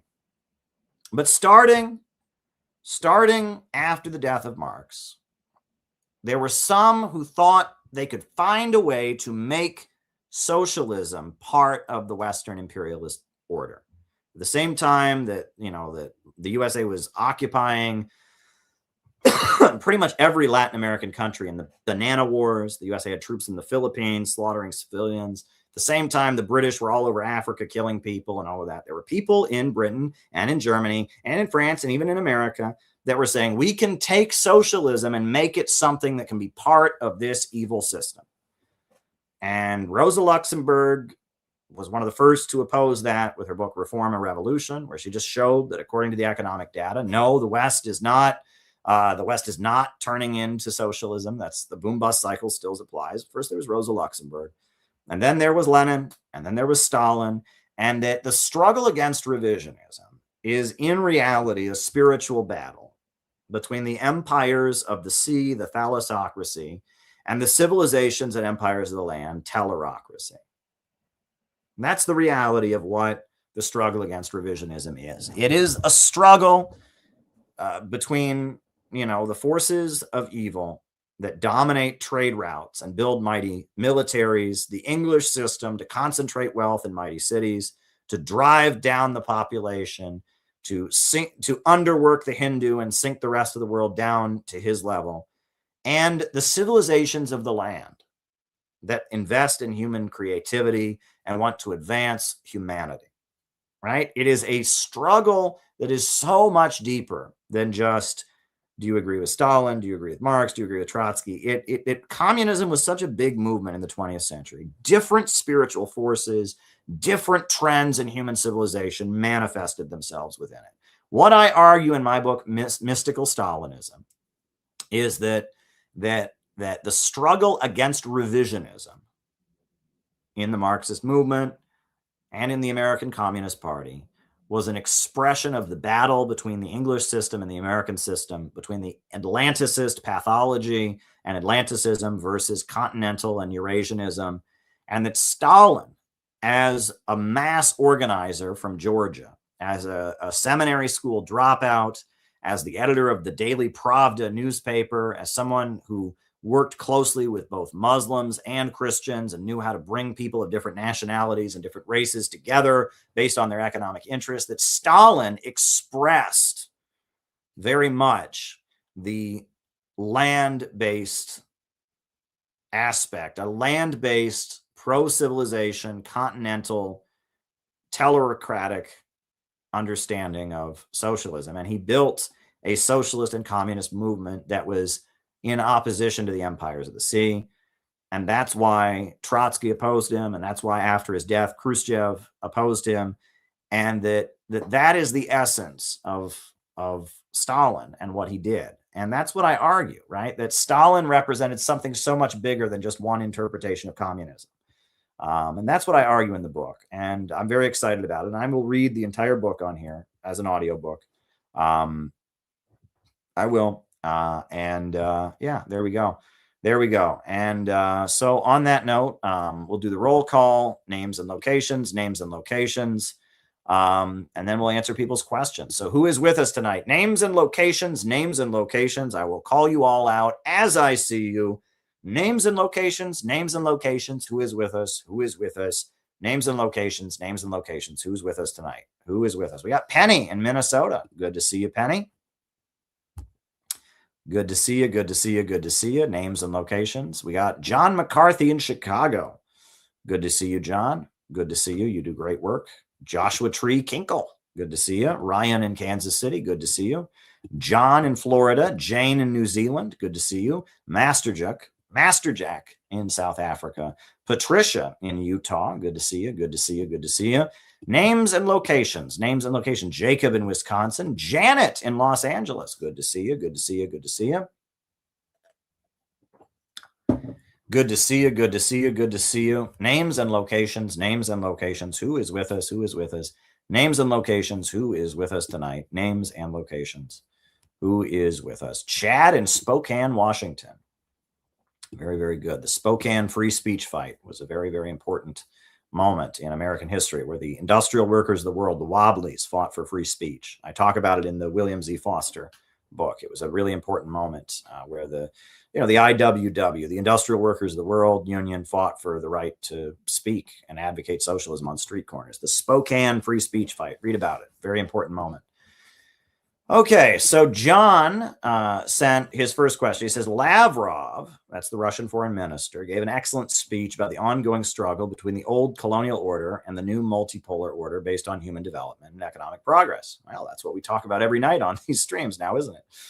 He said, we viewed through this prism, it becomes clear why a former colonial power such as France is attempting to depose nationally oriented governments in the Sahel and other African regions that it finds objectionable. These countries have long since rejected the notion of following the dictates of their former colonial rulers. Yet Paris persists, seeking support not only among opposition groups in the African countries, but among open terrorist organizations and, as you may be aware, gunmen from Ukrainian formations. Regrettably, the French elites continue to follow their colonial methods, including the notorious divide and conquer principle, which has already cost the African people millions of lives. Great. There have been some really powerful statements from Russian leaders about colonialism lately, and I am going to find and clip together some of those statements. That's one thing that I've been meaning to do.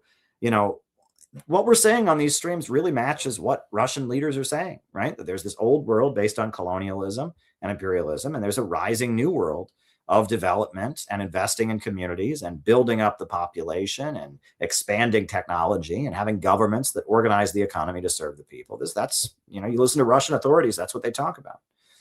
That's what they talk about. And it's quite awesome. So, you know, we need to compile some of these statements. When I was in Russian President Putin ended his speech. Let me see if I can find that here. I might even have that here. He ended his speech by actually like calling for communism. I mean, he didn't call it that. He didn't say that directly, but he basically, you know, he said we need a world where where there's equality of opportunity. And let me find that I will show that. I made like a little documentary of our trip to the World Youth Festival. And I will show you that, you know, Putin gave a speech to the World Youth Festival, and I wasn't there for the speech because we were in the Adam Hall waiting for Putin to come out and you know, speak to us directly. So I wasn't in the auditorium where he gave his speech. We were in this other room where we did our Q&A session with him. But in that speech, he basically made a call for a communist world in the speech. And recently he said some very, very epic things. That's a good idea. What if we published this? That's a brilliant idea, John. Why didn't I think of that? Brilliant. But there we go. We're thinking ahead of me. We just, you know, we have a new pamphlet that was submitted today, and yeah, maybe that can be what we do next. You know, that would be very powerful, I think. You know, I'm all about books. I am very, very bookish. We make a lot of books, we print a lot of books, we distribute a lot of books, and yeah, That's a great idea, John. That is a great idea. There we go. So let me pull up. I actually want to show you what Putin said when he spoke to the World Youth Festival. It sounded like a call for communism to me. We'll put that in here. This is, you can see it on, it's called A New World is Coming, World Youth Festival 2024. It was about our trip to Russia for the World Youth Festival, the CPI delegation. Beautiful stuff. Beautiful stuff. So, all right. So now, right. All right. So we'll put the documentary on. We're not going to show the whole documentary tonight, but I'll show you the part where festivals are very, okay, so let's skip, right? Okay. I just want to get to, all right. I think this is where he said it, right? All right, here we go. With all our differences, there is something that unites us. In Russia, we call this our traditional values. This is the foundation of our life, something that we all have in common. We are all equal from the moment we are born, thanks to our mother and father. This is how people are born. There is no other way, even with modern technology. We are all born equal. But here comes the question, are we growing up, developing equally? Unfortunately, no. There are no equal conditions in the world for everyone. And that is the main injustice of today's world. Is it possible to secure equal conditions for everyone to grow and develop? I don't know. But what I do know is that we should all strive for this. Even the very fact of striving to make the world more democratic, more stable, balanced, and safer. Was it warm enough? Oh, absolutely. I mean, it's absolutely warm, and the hospitality is great. Seeing the enthusiasm of the volunteers, we're just so excited for the festival to begin, and they're high-fiving us all and welcoming us. There's a glowing optimism that comes from this event. El acto es de la juventud con Chávez desde Sochi y con Nicolás. Quiero también acompaña el señor embajador, el excelentísimo embajador de la República de Honduras. Me acompaña aquí Juan Ramón Elvir. Revolucionario, saludo solidario y revolucionario. Dale esa. Fidel Castro, Lenin, Mao Mao, Ho Chi Minh. Fidel Castro, Lenin, Mao Mao, Ho Chi Minh. Fidel Castro, Lenin, Mao Mao, Ho Chi Minh. Fidel Castro, Lenin. And I think this festival is a very noble tradition, and I'm really glad that the Russian president has opted to continue this tradition from the Soviet period that has changed the lives of literally millions of people in the world and brought them into a movement for a new world beyond imperialism.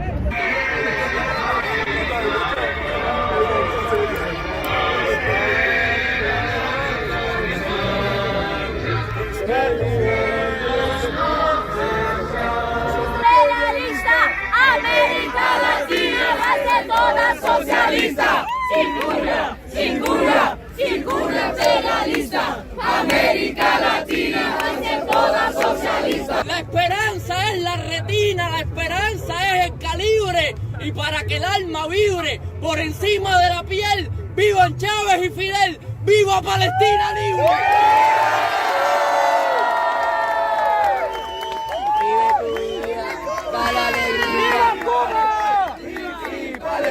Free, free Palestine! Free, free Palestine! Free, free Palestine! Free, free Palestine! Free, free Palestine! Free, free Palestine! Vive tu vida. Jamás será vencido. El pueblo unido jamás será vencido. El pueblo unido jamás será vencido. When I come back, I'm going to tell them about all the wonderful memories, all the people we met, how much work clearly went into this huge festival and all the amazing things we saw. This is the future. I would like everyone. Yeah. No, that's I'll put the link in the chat for y'all. That's the documentary. It's about an hour, shy of an hour, but in 2024 we sent a CPI delegation to the World Youth Festival. World Youth Festival film. And it's a great film. I mean, it just shows you what it was like to go to this gathering of anti-imperialist young people from around the world who stand with Russia. And that's where I got to talk to the Russian president. I'd been in his presence before. That was the first time I ever got to actually talk to him. And it was a great opportunity. So that's the link to the the video if you want to watch the whole film. It's very inspiring, right? I mean, I love going to these events, and I hope I can get more people to go to these events, because once you've been to one of these, you really understand anti-imperialism. You really, really do. So, yeah, that's the link if you want to go watch the entire film.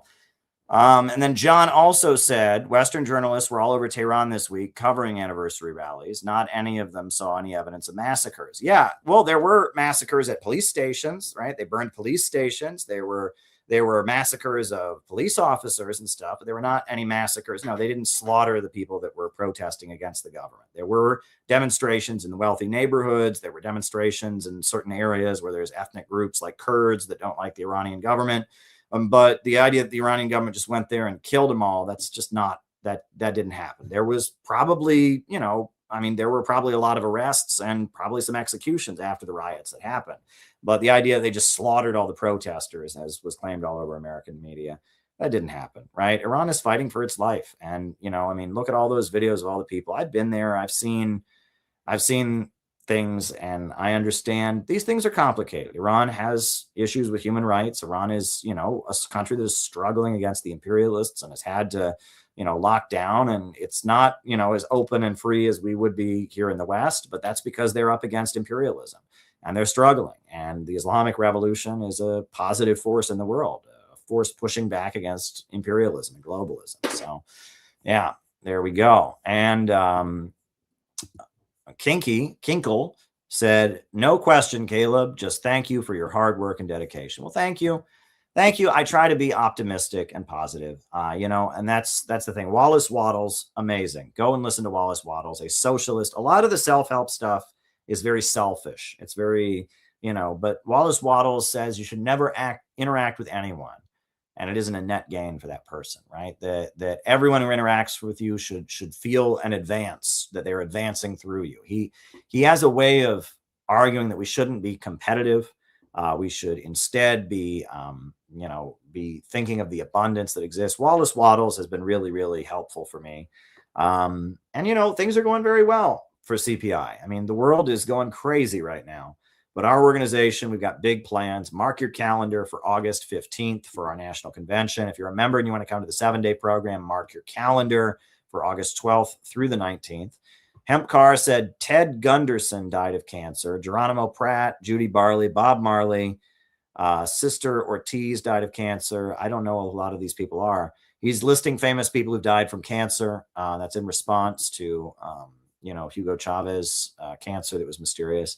Well, I don't know anything about, I don't know who a lot of those people are. Hempcar, I apologize. I wish I did. But listen, folks, I'll be back. I'll probably be back tomorrow. If I'm not back tomorrow, I'll be back the next day. We're always doing great stuff. Dare to struggle, dare to win, get a copy of my new book if you can. I think you'll like it. We're also, we're publishing some different things, right? I'll keep you up to date on everything we do. And join the Center for Political Innovation. Our membership is rising. A couple new people joined this week. We're following up with them. If you're one of the new people who just joined, I would encourage you to check your spam folder, because sometimes the invitation to the weekly members meeting goes to people's spam. So make sure to check your spam folder. We have our Saturday weekly meeting for members and all that. Dare to struggle, dare to win. And we are winning, folks. We are winning. And we're just going to keep organizing and keep building because the future belongs to us. There is a world beyond imperialism. Globalism, imperialism will be defeated, and human creativity and brilliance will march ahead. Dare to struggle, dare to win. New upsurge in the struggle against U.S. imperialism is now emerging throughout the world. Ever since World War II, U.S. imperialism and its followers have been continuously launching wars of aggression. But the people of various countries have been continuously waging revolutionary wars to defeat their aggression. And while the danger of a new world war still exists, and the people of all countries must get prepared, revolution is the main trend in the world today.